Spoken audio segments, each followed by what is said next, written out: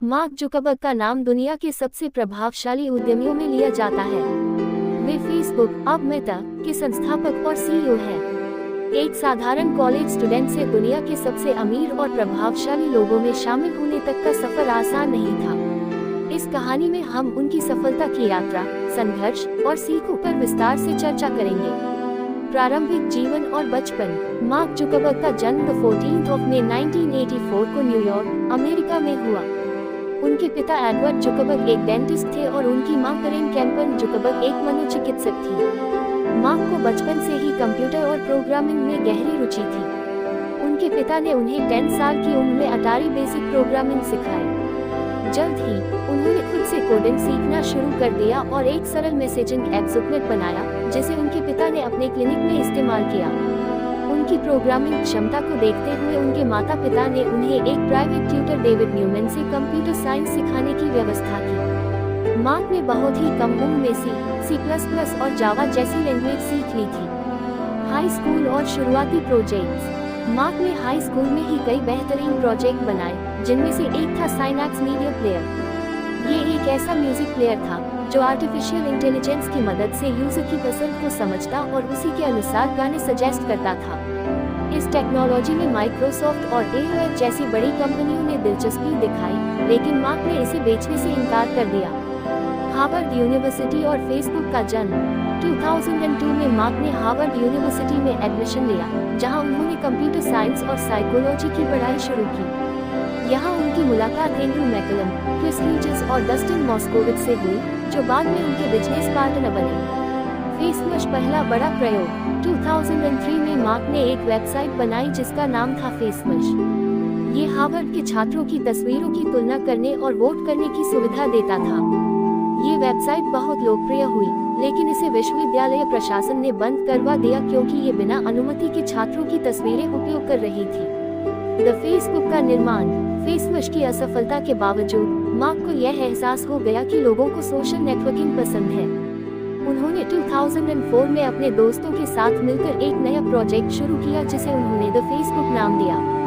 The 4 फरवरी 2004 को facebook.com website को launch किया गया। शुरू में ये केवल हार्वर्ड के छात्रों के लिए था, लेकिन जल्द ही इसे अन्य विश्वविद्यालयों में भी उपलब्ध कराया गया। फेसबुक का तेजी से विकास। 2005 में पीटर थील ने फेसबुक में $5 लाख का इन्वेस्टमेंट किया। 2006 में फेसबुक को सभी लोगों के लिए ओपन कर दिया गया। 2007 में फेसबुक ने 10 लाख से अधिक यूजर्स का आंकड़ा पार कर लिया। 2008 में फेसबुक का पहला इंटरनेशनल ऑफिस डबलिन, आयरलैंड में खोला गया। इस दौरान याहू और माइक्रोसॉफ्ट ने फेसबुक को खरीदने की पेशकश की, लेकिन मार्क ने ये कहकर मना कर दिया कि वे इसे दुनिया का सबसे बड़ा सोशल नेटवर्क बनाना चाहते हैं। चुनौतियां और संघर्ष।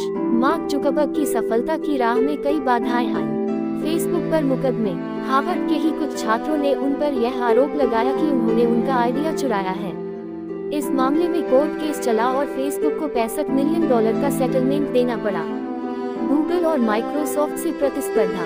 गूगल ने ऑर्कुट और माइक्रोसॉफ्ट ने एमएसएन स्पेसेस को बढ़ावा दिया, लेकिन फेसबुक की लोकप्रियता लगातार बढ़ती गई। प्राइवेसी विवाद। फेसबुक पर कई बार डेटा लीक और प्राइवेसी से जुड़े विवाद हुए। 2018 में कैम्ब्रिज एनालिटिका स्कैंडल ने फेसबुक की साख को झटका दिया, लेकिन मार्क ने इस समस्या को हल करने के लिए कई सुधार किए। मेटावर्स और भविष्य की योजनाएं।